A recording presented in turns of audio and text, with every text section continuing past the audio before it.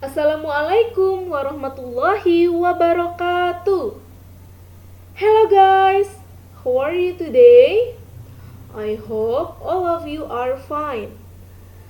Before we continue our lesson, please make sure you have prepared your thematic book and your toolkits.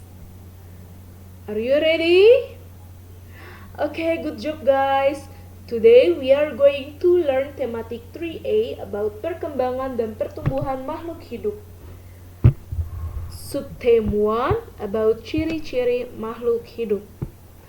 Okay, next. Now, please open your book in page 12. Already? Okay. Ya.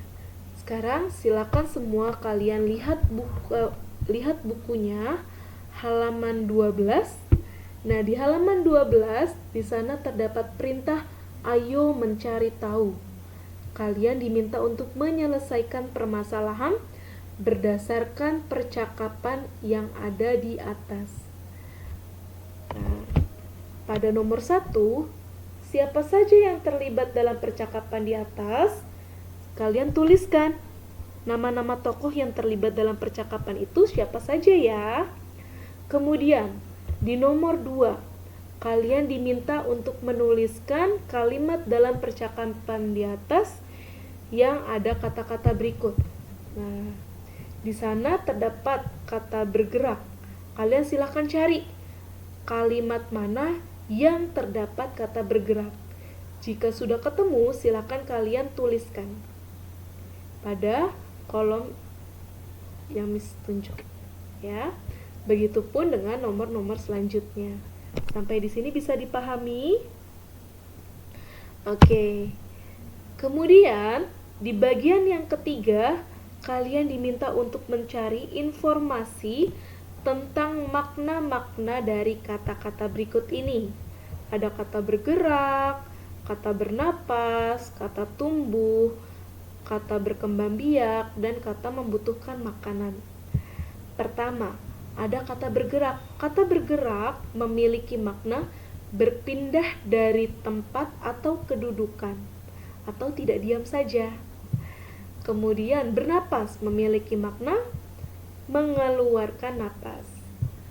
Kemudian tumbuh memiliki makna timbul atau hidup dan bertambah besar atau sempurna. Kemudian berkembang biak memiliki makna bertambah banyak. Kata membutuhkan makanan memiliki makna makhluk hidup membutuhkan makanan agar dapat bertahan hidup. Oke, diingat-ingat ya, jangan sampai lupa.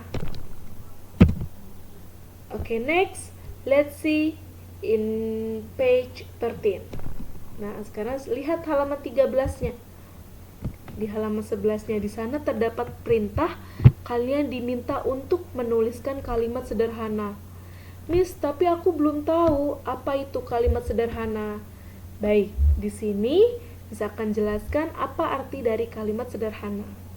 Kalimat sederhana adalah kalimat yang terdiri atas subjek, predikat, dan objek. Pastinya, subjek, predikat, dan objek ini bukanlah kata-kata yang asing yang pernah kalian dengar. Pasti kalian pernah mendengar sebelumnya.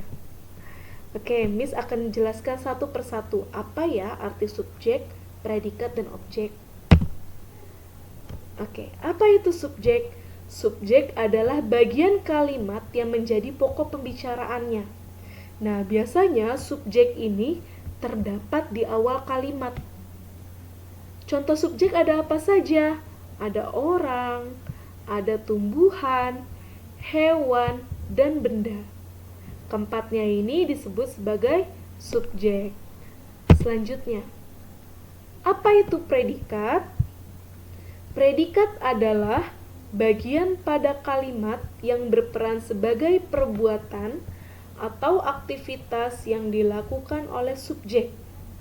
Ya, siapa saja yang disebut sebagai predikat? Yang disebut sebagai predikat antara lain ada kata kerja, kata benda, kata bilangan, dan kata depan.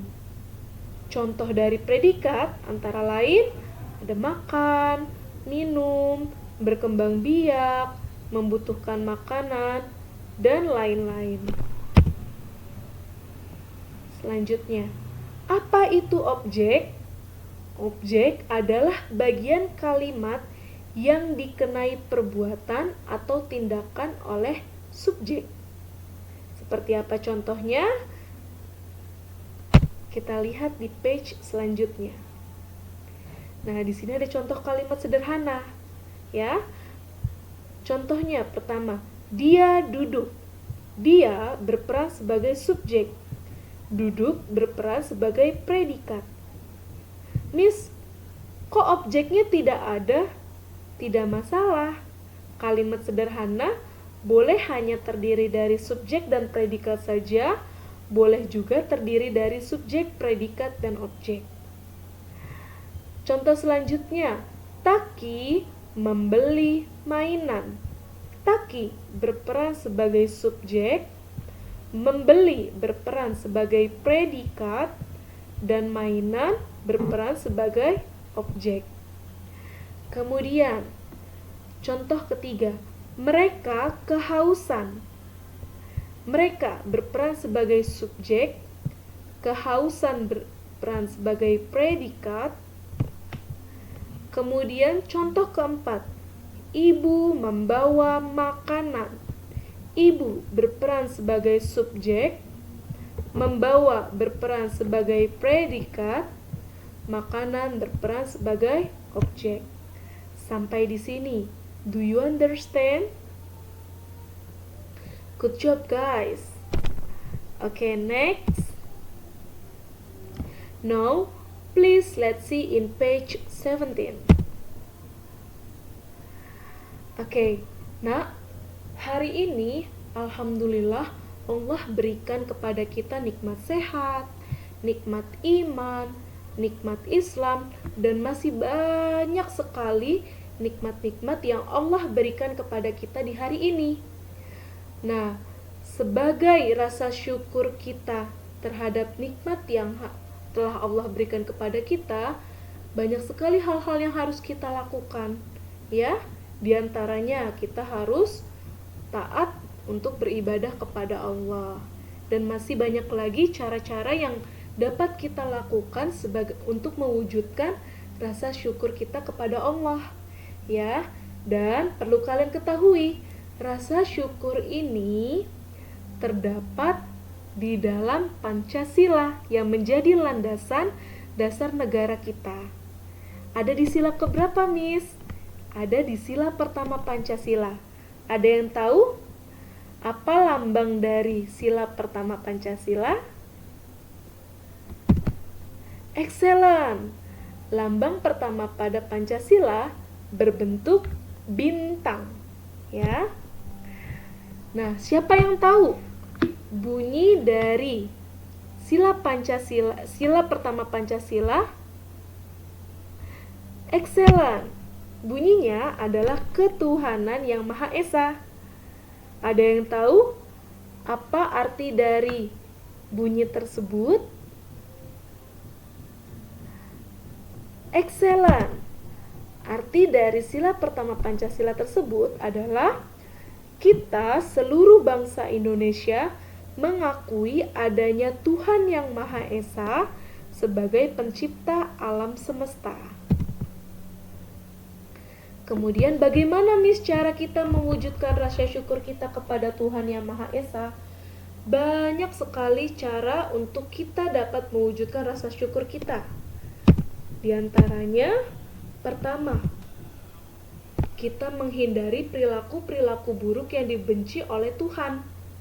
Ya, seperti berkata bohong, kemudian berjanji ingkar, kemudian melukai hati dan perasaan orang lain. Itu adalah beberapa contoh dari perilaku buruk yang Allah tidak suka. Dan masih banyak sekali perilaku-perilaku buruk yang tidak disukai oleh Allah. Kemudian yang kedua, kita harus selalu ingat kepada Allah. atau kepada Tuhan. Ya, bagaimana caranya? Caranya adalah dengan kita selalu mensyukuri segala nikmat yang Allah berikan kepada kita. Kemudian, melaksanakan ibadah. Sebagai seorang muslim, kita memiliki kewajiban untuk beribadah kepada Allah. Contohnya seperti sholat, kemudian bersedekah, berdoa, dan banyak sekali ibadah-ibadah lainnya yang harus kita lakukan sebagai seorang muslim. Kemudian berbakti kepada kedua orang tua dan guru, ya, karena berbakti kepada kedua orang tua itu hukumnya adalah wajib, nak, ya. Allah akan ridho apabila orang tua kita juga ridho, sebagaimana terdapat dalam hadis, yaitu ridho Rabbi fi ridho Allah walidain. Allah akan ridho Allah adalah ridho orang tua. Dan guru, dan kalian juga harus berbakti kepada guru, karena guru adalah orang tua kalian di sekolah. Selanjutnya, menuntut ilmu dan belajar dengan giat. Nah, supaya kita dapat menjadi anak yang pandai. Selanjutnya, merawat kesehatan tubuh juga merupakan rasa syukur kita kepada Allah. Ya, Allah sudah memberikan kita fisik secara sempurna, sehingga sebagai mewujudkan rasa syukurnya, kita harus bisa merawat kesehatan dan menjaga tubuh kita. Sampai di sini bisa dipahami? Oke, good job guys. Now, please do your thematic book, page 12, only number 1 and 2, page 13, and page 17. Okay guys, that's all for today. Thank you for your attention. Good luck. Assalamualaikum warahmatullahi wabarakatuh.